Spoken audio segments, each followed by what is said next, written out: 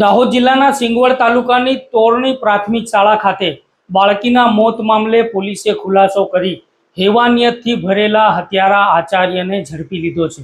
દાહોદ જિલ્લા સહિત સમગ્ર ગુજરાત રાજ્યમાં ચકચાર મચાવી મૂકનાર ઘટના દાહોદના સિંગવડ મુકામેથી સામે આવી છે, જેમાં 3 દિવસ પહેલા સિંગવડના તોરણી ગામે આવેલ પ્રાથમિક શાળામાં ધોરણ 1માં અભ્યાસ કરતી માસૂમ 6 વર્ષીય બાળકીનો મૃતદેહ પ્રાથમિક શાળામાંથી સાંજના 6 વાગ્યાના આસપાસ મળી આવ્યો હતો।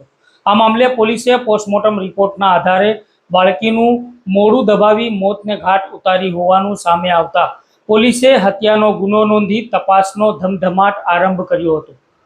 ગુરુ અને શિષ્યના સંબંધોને તાર કરતો કિસ્સો સામે આવવા પામ્યો છે, જે સ્કૂલનો હેડમાસ્ટર બાળકોના ઉજ્જવલ ભવિષ્ય માટે જાણીતો હોય છે, તે જ હેડમાસ્ટર નાની 6 વર્ષીય દીકરી જોડે અડપલા કરતો હોવાથી દીકરી કોઈને કહી ન દે તે માટે દીકરીનું મોઢું દબાવી હેવાનિયતથી ભરેલા હત્યારા આચાર્યએ દીકરીની હત્યા કરી નાખી।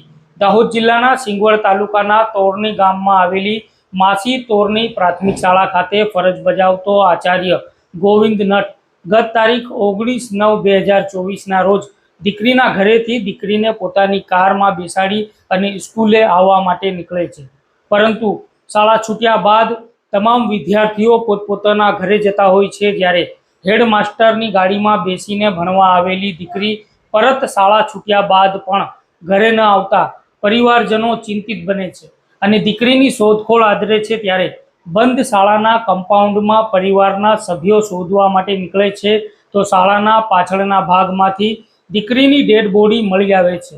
પરિવારજનોને એમ લાગે છે કે દીકરી બેભાન અવસ્થામાં છે, પરંતુ દીકરીનું મોત થયેલું હતું।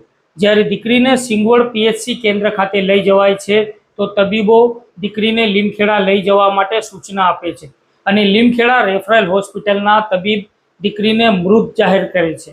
ત્યારે આ ઘટનાની જાણ પોલીસને કરવામાં આવે છે અને પોલીસવાળા, પ્રાંત અધિકારી, મામલતદાર સહિતનો કાફલો લીમખેડા હોસ્પિટલ ખાતે દોડી આવી તપાસ આદરે છે। તો જિલ્લા પોલીસવાળા ડૉક્ટર રાજદીપસિંહ ઝાલા દીકરીના મોત મામલે રાતોરાત શાળા ખાતે ફોરેન્સિક ટીમ, એલસીબી, એસઓજી પોલીસની ટીમો સાથે દોડી આવે છે, તો સાથે જ આ હેવાનિયતથી ભરેલા હત્યારા આચાર્યને પણ સાથે રાખી તપાસ હાથ ધરવામાં આવે છે। તો પોલીસની ટીમો સાથે આ આચાર્ય પણ નિર્દોષ હોવાનો ઢોંગ રચી રહ્યો હોવાનું જણાઈ આવે છે। જ્યારે પોલીસ મરણ જનાર દીકરીના ઘરના સભ્યોની પૂછપરછ હાથ ધરે છે, ત્યારે પરિવારજનો જણાવે છે કે શાળાના સમયે દીકરીને શાળાના આચાર્ય ગોવિંદ નટની ગાડીમાં બેસાડી ભણવા માટે મોકલી હતી અને શાળા છૂટ્યા બાદ પરત દીકરી ઘરે ન આવતા દીકરીની તપાસ હાથ ધરવામાં આવી હતી। ત્યારે અમારી દીકરી અમને શાળાના પાછળના ભાગેથી બેભાન અવસ્થામાં મળી આવી હતી। ત્યારે પોલીસ આ હેવાનિયતથી ભરેલા આચાર્યની પૂછપરછ હાથ ધરે છે, ત્યારે તે પોલીસને જણાવે છે કે દીકરી મારી ગાડીમાં બેસીને તો આવી, પરંતુ તે ઉતરીને ક્યાં ગઈ મને ખબર નથી અને હું મારા રોજિંદા કામકાજમાં વ્યસ્ત હોવાથી મને આ દીકરીના મોત મામલે કોઈ જાણકારી નથી તેમ જણાવી પોતે નિર્દોષ હોવાનો ઢોંગ રચે છે। ગુનાની ગંભીરતા જોતા દાહોદ જિલ્લા પોલીસવાળા ડૉક્ટર રાજદીપસિંહ ઝાલાએ 10 જેટલી ટીમોનું ગઠન કર્યું હતું અને તપાસ અર્થે દીકરીના ગામમાં, શાળામાં અને અલગ અલગ જગ્યાઓ ઉપર તપાસ ટીમો મોકલવામાં આવી હતી, જેમાંથી ગામમાં પૂછપરછ હાથ ધરતા પોલીસની ટીમને જાણવા મળ્યું હતું કે મરણ જનાર દીકરીની માતાએ સ્કૂલે મોકલવા માટે પ્રિન્સિપાલની ગાડીમાં દીકરીને બેસાડી હતી। જ્યારે પોલીસની ટીમ શાળામાં પહોંચી તપાસ હાથ ધરે છે, ત્યારે શાળામાં ભણતા 30 જેટલા બાળકો જોડે પોલીસે પુનઃપૂર્વક તેમની જોડે મિત્રતા કેળવી બાળકોને પૂછતા બાળકોને મરણ જનાર દીકરી વિશે પૂછતા કેટલાક બાળકોએ પોલીસ માટે હત્યારાને પકડવાનો માર્ગ મોકળો કરી નાખ્યો હતો।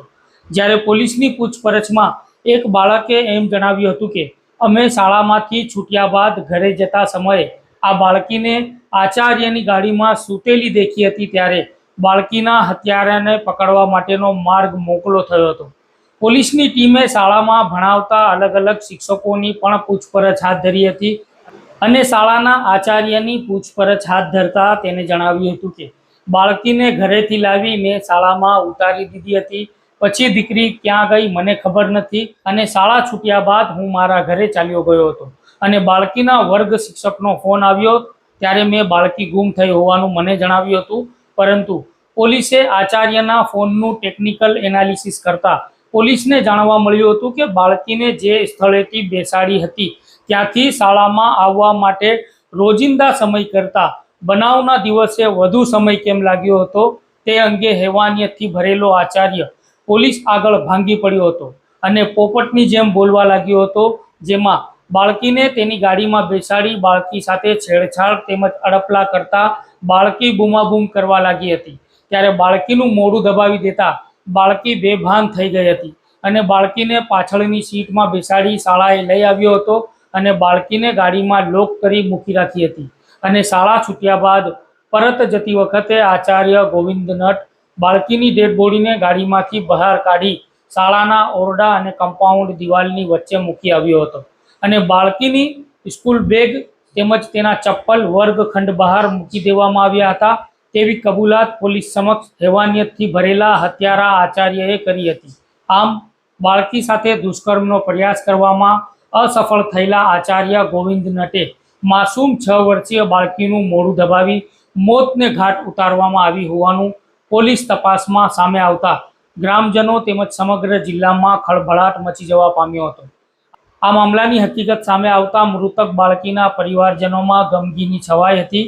19 તારીખના રોજ સાંજના 6:30ની આસપાસ જે તોરણી ગામની પ્રાથમિક શાળાની કમ્પાઉન્ડ વોલ પાસેથી શાળાના પ્રેમાઇસીસમાં જે બાળકી ધોરણ 1માં અભ્યાસ કરતી બાળકીની લાશ મળેલી તે બાબતમાં એમનું પોસ્ટમોર્ટમ કરાવેલ. બીજે દિવસે પોસ્ટમોર્ટમ રિપોર્ટ આવતા તેમાં ધ્યાન પર આવેલ કે સ્મોધરિંગથી બાળકીનું મૃત્યુ થયું છે, મતલબ એનો શ્વાસ રૂંધી દેવાના કારણે બાળકીનું મૃત્યુ થયું છે. આ પ્રાઇમરી કોઝ ઓફ ડેથ મળતા પોલીસે એ દિશામાં તપાસ ચાલુ કરી. તમામ ટીમો LCB, SOG, સ્થાનિક PI, પ્રોબેશનર ડીવાયએસપી તમામ અલગ અલગ 10 જેટલી ટીમો આમાં બનાવવામાં આવેલી. શાળામાં જઈ પોલીસે પોતે સામાજિક સંસ્થાના કાર્યકર છે અથવા શિક્ષણ વિભાગથી છે એવી રીતે અલગ અલગ બાળકોની પૂછપરછ કરતાં ધ્યાનમાં આવેલું કે આ બાળકી શાળામાં હાજર નહોતી, પ્રાર્થનામાં પણ નહોતી, જે મધ્યાહન ભોજન હેઠળ દૂધ આપવામાં આવે છે સવારે તેમાં પણ નહોતી. તો એના પરથી બાળકોના નિવેદનો અને શિક્ષકોની પૂછપરછથી પ્રસ્થાપિત થયું કે બાળકી શાળાએ પહોંચી નહોતી. સમગ્ર બનાવની હકીકત એવી હતી કે સવારે આશરે 10:20ની આજુબાજુમાં પ્રિન્સિપાલ નટ પોતાની ગાડી લઈને સ્કૂલે જતા હતા ત્યારે એની માતા રસ્તામાં બાળકીને લઈ અને ઊભા હતા.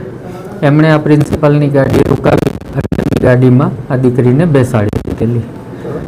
ત્યારબાદ સમગ્ર ઘટના એવી બની કે આ પ્રિન્સિપાલે રસ્તામાં કોઈ સ્થળે બાળકી સાથે દુષ્કર્મ કરવાના પ્રયત્ન કરતાં બાળકીએ બૂમાબૂમ કરવા લાગેલી અને એનું મોઢું દાબી દેવામાં આવેલું, જેના કારણે શ્વાસ રૂંધાવાથી બાળકી બેહોશ અથવા તો મરણ ગયેલી.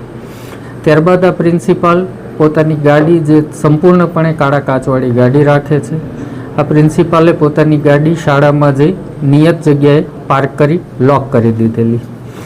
સાંજના આશરે 4:45 એણે ગાડીના કાચ થોડા ખોલી નાખેલા, જેથી કોઈ વ્યક્તિ જોવે તો એવું પ્રસ્થાપિત થઈ શકે કે ગાડીમાં પૂરાઈ ગયેલી. આ ઉપરાંત જ્યારે શાળા છૂટી ત્યારે પ્રિન્સિપાલે બધાને રવાના કરી દીધા અને પોતે પોતાના હાથેથી ઉપાડી આ બાળકીની લાશને જે જગ્યાએ મળી ત્યાં મૂકી દીધેલી અને બાળકીનું દફતર જે એની ગાડીની લેગ સ્પેસમાં પડી ગયેલું અને ચપ્પલ પણ ત્યાં નીકળી ગયેલા ગાડીમાં, એ ઉપાડી અને બાળકીના વર્ગખંડની સામે ખૂણાવાળી જગ્યાએ મૂકેલું. જે અમારી પૂછપરછમાં બાળકોએ સ્પષ્ટપણે જણાવ્યું હતું કે આખા દિવસ દરમિયાન આ દફતર અહીંયા નહોતું. આ તમામ હકીકતો ધ્યાનમાં આવતા તમામ શિક્ષકોને અત્રે લીમખેડા પોલીસ સ્ટેશને સઘન અને સતત પૂછપરછ કરેલી અને તમામ ટેકનિકલ ડેટાનું એનાલિસિસ કરતાં પ્રિન્સિપાલ કબૂલાત કરેલી અને ભાંગી પડેલા અને એણે જે પહેલાં સ્ટોરી કરતા હતા કે મને ખ્યાલ નથી, મેં ઉતારી દીધી હતી, એ જ પ્રકારની વાત કરતા હતા. એ તમામ બાબતોમાં સત્ય સામે આવ્યું અને આ સંપૂર્ણ કૃત્ય પ્રિન્સિપાલ દ્વારા કરવામાં આવેલું હતું અને તેમના દ્વારા આ રીતે આ દીકરીની જે લાશ છે એનો નિકાલ કરવામાં આવેલ હતો. તો આ વિડીયોને લઈને આપ કોમેન્ટ બોક્સમાં જણાવી શકો છો. જો આપ અમને યુટ્યુબ ઉપર જોઈ રહ્યા છો તો ત્યાં અમારી ચેનલને સબસ્ક્રાઇબ કરો, સાથે જ બેલ આઇકન દબાવી અમારી સાથે જોડાયેલા રહો. ફેસબુક, ઇન્સ્ટાગ્રામ અથવા ટ્વિટર ઉપર નિહાળી રહ્યા છો તો ત્યાં અમારી ચેનલને લાઇક કરો, ફોલો કરો અને અમારા સમાચારોને તમારા વોટ્સઅપ ગ્રુપોમાં શેર કરો. DNA દાહોદની અસ્મિતા.com ઉપર પણ તમે સમાચારોને વાંચી શકો છો. તો સમાચારોમાં હાલ આટલું જ. ફરી મળીશું નવી જાણકારીઓને લઈને. ધન્યવાદ.